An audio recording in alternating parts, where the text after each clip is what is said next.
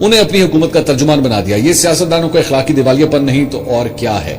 اب میں پہلے بھی ویسے اس کا ذکر کر چکا ہوں, پہلے ذرا ازما بخاری صاحبہ کا جوابی ٹویٹ بھی شامل کر لیتے ہیں.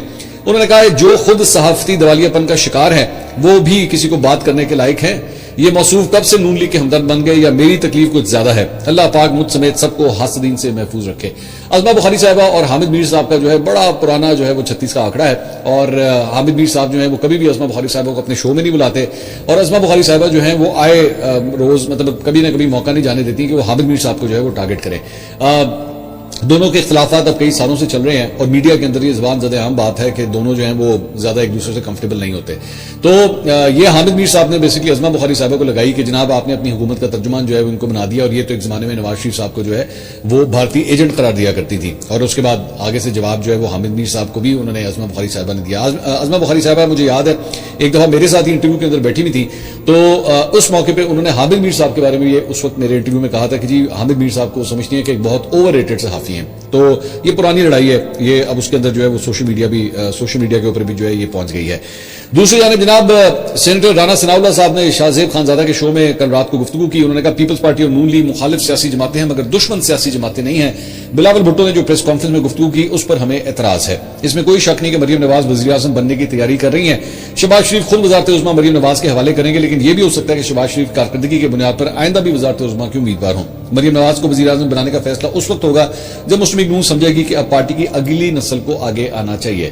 پیپلز پارٹی کی جانب سے بیسکلی بار بار جو ہے یہ کہا جا رہا ہے کہ جناب مریم نواز صاحبہ جو ہیں وہ وزارت عظمیٰ کے لیے امیدوار بن رہی ہیں, اور اسی لیے اتنا ایگریسو ٹون جو ہے انہوں نے لی ہوئی ہے. جبکہ ہم جو ہیں وہ شہباز شریف صاحب کے ساتھ بڑے کمفرٹیبل ہیں. شہباز شریف صاحب جو ہے ان کا ہمارا اچھا بڑا ورکنگ ریلیشن جو ہے چل رہا ہے, لیکن مریم نواز صاحبہ بیسکلی چونکہ فور فرنٹ پہ آنا چاہتی ہیں اس لیے وہ اتنا ایگریسولی جو ہے وہ باتیں کر رہے ہیں.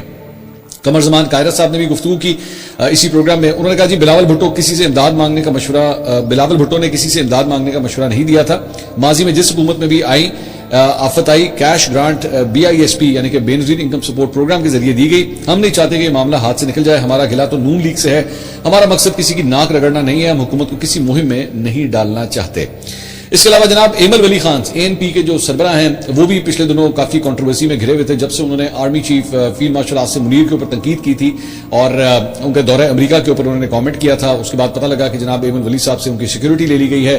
گنڈا پور صاحب نے جو وزیر اعلیٰ ہیں خیبر پختونخوا کے, ایون دو انہوں نے ایمل ولی کو کہا بھی کہ جی آپ کی سیکیورٹی قائم رہے گی اسی طرح ہم نہیں لیں گے, لیکن پھر الٹیمیٹلی وہ سیکیورٹی جو ہے وہ چلی گئی. تو لوگوں نے گنڈا پور صاحب کی جو صلاحیت ہے یا اختیارات ہیں اس کے اوپر بھی سوال اٹھایا تھا کہ جناب آپ کی تو پولیس ہی آپ کے ہاتھ میں نہیں ہے. بہرحال ایمل ولی صاحب نے جو ہے وہ بڑی ایک لمبی چوڑی ٹویٹ کی ہے کل رات کو.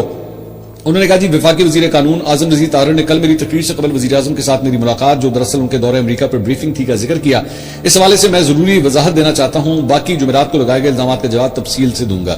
انہوں نے کہا جی سینٹ میں تقریر کے دوران وزیر اعظم پاکستان نے مجھے دورہ امریکہ پر بریفنگ دینے کے لیے مدعو کیا. میٹنگ کے آغاز ہی میں انہوں نے مجھ سے معذرت کی اور کہا کہ یہ سب کچھ پارلیمان میں دورہ امریکہ سے پہلے ہونا چاہیے تھا. میں نے ان کی یہ معذرت اسی وقت قبول کی اور کہا کہ میری تقریر اٹھا کر دیکھ لیں, میں نے ایوان کی بالادستی کی بات کی ہے, کسی کی تصدیق نہیں کی. میری تربیت ایسے گھر میں ہوئی ہے جہاں ہمیں بڑوں اور چھوٹوں سے بات کرنے کا سلیقہ اور تمیز سکھائی جاتی ہے. وزیر اعظم نے اپنی بریفنگ میں وضاحت کی کہ بعض دوروں میں انہیں فیلڈ مارشل کو ساتھ لینے کی ضرورت پیش آتی ہے. کچھ اسٹریٹجک مجبوریوں کی بنا پر وہ فیلڈ مارشل صاحب کو خود ساتھ لے کر جاتے ہیں.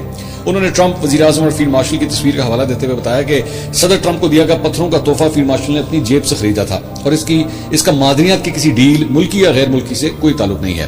میں نے جواب میں کہا کہ مجھ میں یہ جرأت ہے کہ اگر کھلے عام تنقید کر سکتا ہوں تو غلطی ہونے پر معذرت بھی کر سکتا ہوں. اگر اس تصویر کا پختونخوا اور بلوچستان کی معدنیات یا کسی سودے سے کوئی تعلق نہیں تو میں معذرت خواہ ہوں. پختونخوا اور بلوچستان کی معدنیات پر حق وہاں کے عوام کا ہے. اس میں مقامی لوگوں کو شامل کیا جانا چاہیے. ہم نہ ترقی کے مخالف ہیں اور نہ معیشت کی بہتری کے. ہماری یہ بریفنگ انہی نکات کے ساتھ